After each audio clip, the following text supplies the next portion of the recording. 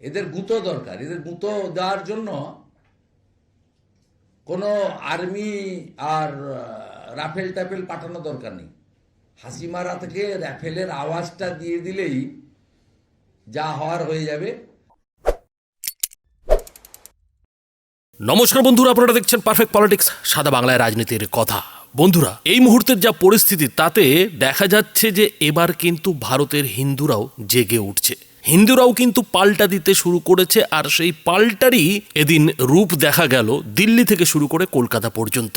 কলকাতায় যারা বাংলাদেশ হাই কমিশনকে ঘেরাওয়ের চেষ্টা করেছিলেন সেই সব হিন্দুদের উপরে পুলিশ এদিন লাঠি চার্জও করলো, যা নিয়ে শুভেন্দু অধিকারী এরই মধ্যে বাংলাদেশ হাই কমিশনের পাশাপাশি মমতা বন্দ্যোপাধ্যায়ের পুলিশকেও হুঁশিয়ারি দিয়েছেন যে আগামী ২৬ তারিখ থেকেই তিনি খেলা দেখাবেন। মমতা বন্দ্যোপাধ্যায়ের ভাষাতেই তিনি বলেছেন যে তিনি কিভাবে হিলিয়ে দিতে হয় সেটা দেখাবেন। কিন্তু এই মুহূর্তে বিজেপির দুই গুরুত্বপূর্ণ নেতা, একদিকে অসমের মুখ্যমন্ত্রী হিমন্ত বিশ্ব শর্মা, অন্যদিকে পশ্চিমবঙ্গের হবু মুখ্যমন্ত্রী শুভেন্দু অধিকারী, বাংলাদেশের ভবিষ্যৎ নিয়ে যে কথাগুলো বলছেন, যেভাবে তারা শেষ পর্যন্ত মুখ খুলেছেন, তাতে একটা জিনিস স্পষ্ট হয়ে যাচ্ছে যে ভবিষ্যতে হয়তো বাংলাদেশকে অন্তত দু টুকরো করতেই হবে। যে চিকেন নেককে সামনে রেখে বাংলাদেশি বাঙ্গুরা লাফালাফি করছে, সেই চিকেন নেককে অন্তত সুরক্ষিত করতে হলে বাংলাদেশকে কাটতেই হবে। আর সেই দাওয়াইটাই কিন্তু অসমের মুখ্যমন্ত্রী হিমন্ত বিশ্ব শর্মা দিয়ে ফেলেছেন। আর এ নিয়ে কথা বলতে গিয়ে নিউজ 18 ইন্ডিয়াতে হিমন্ত বিশ্ব শর্মা ঠিক কি বলেছেন বন্ধুরা দেখুন। एक बांग्लादेश जैसा देश भी हमें धमकी देते हैं चिकन नेक को लेके। जेएनयू में जो देशद्रोही खड़ा होते हैं वो लोग भी हमकी धमकी देते हैं चिकन नेक के लिए। तो मैं तो भारत सरकार से दरखास्त करूंगा, कभी ना कभी या बल से या डिप्लोमेसी से हमें और 20-22 किलोमीटर जमीन हमें लेना है, और ये चिकन नेक का क्वेश्चन से हमें नॉर्थ ईस्ट को बाहर करना है। सर्जरी तभी होते हैं जब बीमार मेडिसिन से ठीक नहीं होते हैं। जब हसीना प्राइम मिनिस्टर थे वो समय any that kind of surgery would have a political cost for our friend because it was a friendly government. जी। ऐसा सर्जरी करने का समय तब आते हैं जब यूनिस जैसा सरकार रहते हैं। मेरा लगता है कि बांग्लादेश ज्यादा चिकन नेक का बात बोलेगा तो चिकन नेक हम रिप्लेस कर दूंगा। तो इसीलिए हमेशा सीजरियन ऑपरेशन तभी होते हैं जब नॉर्मल ऑपरेशन संभव नहीं होते हैं, and this is not a case of normal operation. कोई ना कोई देश का प्रधानमंत्री, कोई ना कहीं समय भारत का सेना, आप हमें देख के जाना है या नहीं देख के जाना है, बट आप मान लीजिए दैट वो होगा ही होगा। তো বন্ধুরা, বুঝতেই পারছেন যে অসমের মুখ্যমন্ত্রী কিন্তু পরিষ্কার বলছেন যে এই সাহস, এই ধরনের কথা বাংলাদেশিদের মুখে কখনো শোনা যায়নি। কিন্তু ইদানিং যেটা বাংলাদেশিরা করছে সেটা ক্ষমার অযোগ্য, এবং ভারতের অভ্যন্তরীণ নিরাপত্তার ক্ষেত্রে যতটা চ্যালেঞ্জের, ঠিক তার পাশাপাশি ভারতের যে অখণ্ডতা, সেই অখণ্ডতার ক্ষেত্রেও কিন্তু ভয়ঙ্কর। ফলে একটা অপারেশন তো করতেই হবে। যেহেতু এই মুহূর্তে বাংলাদেশি বাঙ্গু জামাতিদের ওষুধে কাজ হচ্ছে না, ফলে বাংলাদেশের উপর কিন্তু সার্জিক্যাল অপারেশন করতেই হবে। আর এই যে হিমন্ত বিশ্ব শর্মার বক্তব্য, সেই বক্তব্যকে কিন্তু এদিন সমর্থন করেছেন শুভেন্দু অধিকারী। আর শুভেন্দু অধিকারী এ নিয়ে কথা বলতে গিয়ে তিনি ঠিক কি বলেছেন বন্ধুরা সেটাও দেখুন। তা আমি একদম একমত, কারণ আমরা সবচেয়ে বেশি ফিল করি যে 5টা স্টেট বাংলাদেশ বর্ডারে রয়েছে: মেঘালয়, মিজোরাম, আসাম, ত্রিপুরা, পশ্চিমবঙ্গ। আর আমি তো একাধিকবার বলেছি, আমার মাতৃদেবীর পরিবারকে দেশভাগের পরে এদেশে আসতে হয়েছে হিন্দু বলে, শাঁখা পলা সিঁদুরকে রক্ষা করার জন্য।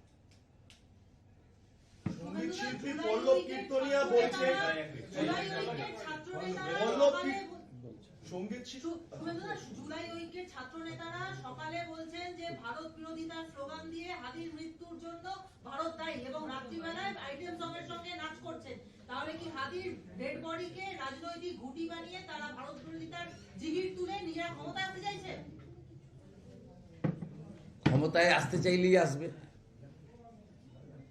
ওই দেশে কমপ্লিটলি মৌলবাদীদের হাতে চলে গেছে। আফগানিস্তানের ফেজ 1-এর মতো এখন আফগানিস্তানের ফেজ 2-তে আমেরিকার গুঁতোর পরে অনেকটা পিউরিফাইড তালিবান সরকার। আগের এই উগ্র তালিবান সরকার নেই, ওটা গুঁতো খেয়েছে বলে। এদেরও গুঁতো দরকার, যেটা হেমন্ত বিশ্ব শর্মা বলেছে, এদের গুঁতো দরকার। এদের গুঁতো দেওয়ার জন্য কোনো আর্মি আর রাফেল টাফেল পাঠানো দরকার নেই। হাসিমারা থেকে রাফেলের আওয়াজটা দিয়ে দিলেই যা হওয়ার হয়ে যাবে। আর অনেক ড্রোন উঠছিল অপারেশন সিঁদুরে, যদি কোনো ড্রোন পড়ে টড়ে থাকে ওটাকে আবার একবার তুলে ছেড়ে দিলেই একদম পিঁপড়ার থেকেও, পিঁপড়ার মধ্যেও অনেক সাইজ আছে, একদম ছোট পিঁপড়া। বলছি পরলোক কীর্তনিয়া তার শো বাতিল হয়েছে বর্ধমানে। তার বক্তব্য, আমি শাসক দলের ঘনিষ্ঠ নই, সেই কারণের জন্য আমার বিভিন্নভাবে শো ক্যান্সেল করা ইত্যাদি ইত্যাদি। লগ্নজিতা প্রসঙ্গ, হ্যাঁ, বোন লগ্নজিতার ঘটনাতে ওরা উৎসাহিত এবং এটা এই বাংলাদেশ থেকে ঢুকছে। বাংলাদেশ থেকে দেখছেন না আপনাদের মিডিয়ার ঘরগুলো কিভাবে পুড়িয়ে দিল, এবং বলছে গান বাজনা, এই যে এগুলো বলছেন ওই গোপ চাচা, ওইসব যে ওইসব মাথায় পাগড়ি ফাগড়ি কিসব বেঁধে আছে, আপনি দেখবেন এরা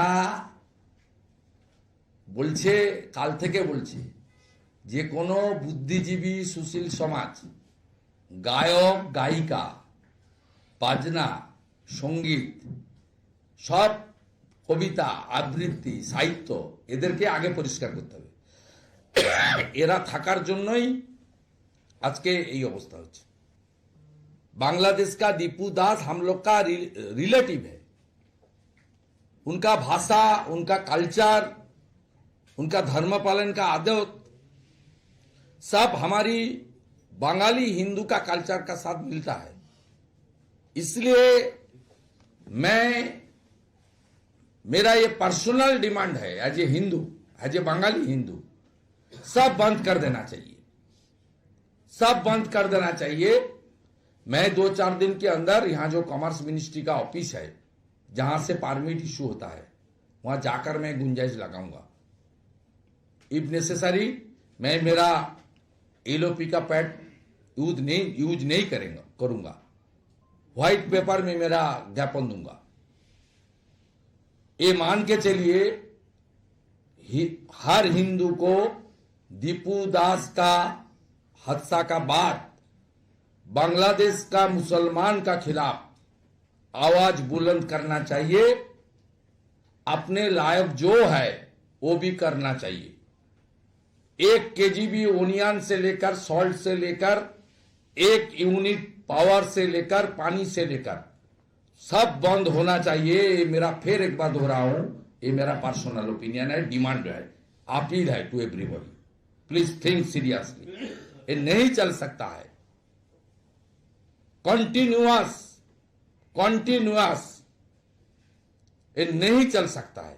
তো বন্ধুরা বুঝতেই পারছেন যে শুভেন্দু অধিকারী থেকে শুরু করে হিমন্ত বিশ্ব শর্মা, যারা কিনা এই বাংলাদেশের সীমান্তের রাজ্যের বড় নেতা, বিজেপির বড় নেতা, বিজেপির ভবিষ্যৎ বলতে গেলে, তারাই কিন্তু এখন বলছেন যে না, বাংলাদেশের সার্জিক্যাল অপারেশন ছাড়া কিন্তু কোনো গতি নেই, সার্জিক্যাল অপারেশন করতেই হবে। তবে শুভেন্দু অধিকারী তার আগে আরও একটা কথা বললেন যে সার্জিক্যাল অপারেশনের আগে যেভাবে রোগীকে পথ্য দেওয়ার ব্যবস্থা করতে হয়, একটু খিদেই থাকতে হয়, মানে ইচ্ছে মতো খাবার যাতে না খেতে পায় তার ব্যবস্থাও করতে হবে, আর সেই ব্যবস্থা বাংলাদেশের জন্যও করতে হবে। বাংলাদেশে যেসব পণ্য ভারত পাঠায় সেই সব পণ্য সবার আগে বন্ধ করতে হবে। আর তার জন্য শুভেন্দু অধিকারী কিন্তু এদিন তার পদক্ষেপের কথাও ঘোষণা করে দিয়েছেন। তিনি কিন্তু বলে দিয়েছেন যে দরকার পড়লে আমি বিজেপির প্যাডকে পাশে সরিয়ে রেখে এ ব্যাপারে রফতানি দফতরের আধিকারিকদের চিঠি লিখব। আমি কিন্তু দরখাস্ত লিখব যাতে ভারতের পণ্য বাংলাদেশে এই মুহূর্তে না পাঠানো হয়। অর্থাৎ হিমন্ত বিশ্ব শর্মা যে অপারেশনের কথা বলছেন, সেই অপারেশনের আগে রোগীটাকে তৈরি রাখার জন্য সমস্ত ব্যবস্থা শুভেন্দু অধিকারী করতে চাইছেন। আর এই দুই বিজেপি নেতার কথা যদি বাংলাদেশি বাঙ্গুরা এতটুকু বুঝতে পারে, তাহলে কিন্তু বাংলাদেশি বাঙ্গুদের কিছুটা হলেও হয়তো জ্বর ছাড়লেও ছাড়তে পারে। আর যদি জ্বর না ছাড়ে তাহলে তো তার ব্যবস্থা করতেই হবে, কেননা এদিন কিন্তু আরও একটি বড় খবর হয়ে গেছে।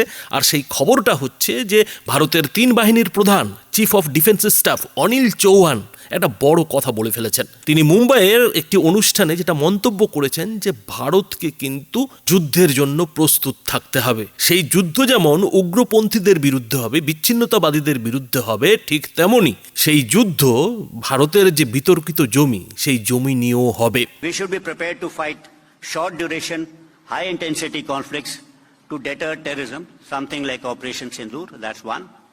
Second, we should be prepared for a land-centric, long-duration conflict because we have land disputes, yet try and avoid it.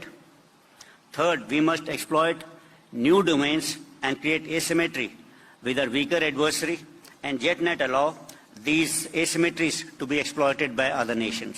এখন এই জায়গায় দাঁড়িয়ে অনেকে হয়তো বলতে পারেন যে সিডিএস অনিল চৌহানের যে বক্তব্য, সেই বক্তব্য তো পাকিস্তান কিংবা চীনকে সামনে রেখে। কিন্তু কথা যেটা হচ্ছে যে বাংলাদেশ তো এখন পাকিস্তানকেই আব্বু বলে মানছে, আর পাকিস্তান যে কথা বলছে সেই কথাই শুনছে। এবং এমনটাও শোনা যাচ্ছে যে বাংলাদেশ এবং পাকিস্তান দুই দেশ মিলে এমন চুক্তি করতে চলেছে যে চুক্তিতে লেখা থাকবে যে পাকিস্তানের ওপরে হামলা মানে বাংলাদেশের ওপরে হামলা। যেমনটা কিনা ভারতের সঙ্গে কয়েকদিন আগে রাশিয়া করেছে, যে ভারতের উপরে কোনো দেশের হামলা মানে রাশিয়ার উপরে হামলা, এটা রাশিয়া মেনে নেবে। সেই সংক্রান্ত চুক্তি কিন্তু এরই সঙ্গে নয়াদিল্লির সঙ্গে মস্কো করে ফেলেছে। আর ঠিক তারই একটা কার্বন কপি এই বাংলাদেশ পাকিস্তানের সঙ্গে করতে চলেছে, এমনটাই খবর পাওয়া যাচ্ছে। তো এইরকম যদি চুক্তি হয় আর ভবিষ্যতে যদি ভারতের সঙ্গে পাকিস্তানের সঙ্গে ফের যুদ্ধ হয়, তাহলে তো বাংলাদেশও ভারতের বিরুদ্ধে যুদ্ধে যাবে। অর্থাৎ পাকিস্তানের যে রণকৌশল, যে একদিকে পাকিস্তান আক্রমণ করবে, উল্টো দিকে বাংলাদেশও ভারতের উপর আক্রমণ করবে, সেই যে রণকৌশল, সেই রণকৌশলকে সামনে রেখেই বাংলাদেশের ইউনূস সরকার এগোচ্ছে। ফলে এদিন ভারতের 3 বাহিনীর প্রধান সিডিএস অনিল চৌহান যে ইঙ্গিতটা দিতে চেয়েছেন, সেই ইঙ্গিতটা শুধুমাত্র যে পাকিস্তান কিংবা চীনের বিরুদ্ধে এমনটা কিন্তু নয়, কেননা পরিস্থিতি এরই মধ্যে পাল্টে গেছে। 2 বছর আগেও যে বাংলাদেশ ভারতের বন্ধু ছিল, সেই বাংলাদেশ কিন্তু আজকে কট্টর শত্রু হয়ে দাঁড়িয়েছে এবং পাকিস্তানের মতোই কিন্তু আচরণ করছে। ফলে বাংলাদেশকে একটা শিক্ষা তো দিতে হবে, আর সেই শিক্ষারই একটা চরম শিক্ষারই প্রস্তুতি যেন ভারত শুরু করে দিয়েছে। তো বন্ধুরা, এই যে বিজেপির উঠতি 2 নেতার বক্তব্য, সেই বক্তব্য নিয়ে আপনারা কি বলবেন? আপনাদের মতামত অবশ্যই এই ভিডিওটির নিচে কমেন্ট বক্সে লিখে জানাবেন। ধন্যবাদ।